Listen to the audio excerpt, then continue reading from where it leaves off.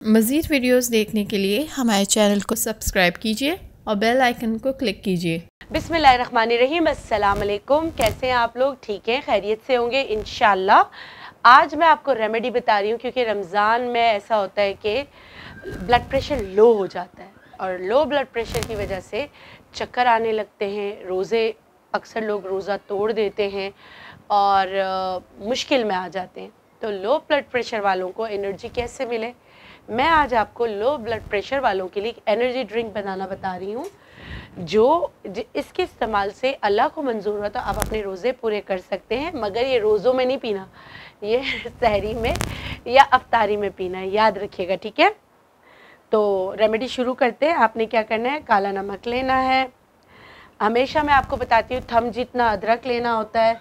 तो मैं यहाँ पे क्या कर रही हूँ कि अदरक को छोटे छोटे टुकड़े करके डाल रही हूँ। आप चाहें तो आधा चम्मच अदरक का जूस भी डाल सकते हैं। मैं प्रेफर करती हूँ कि चंक्स हो, ठीक है।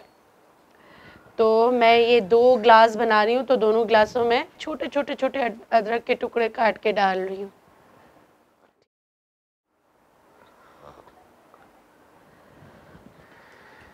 ठीक है।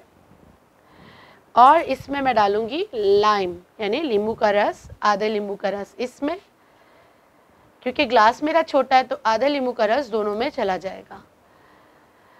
सही, जिनका ब्लड प्रेशर लो होता है उनके लिए ये रेमेडी है कि एनर्जी ड्रिंक उनको कैसे मिले। ये है मेरे पास गन्ने का रस,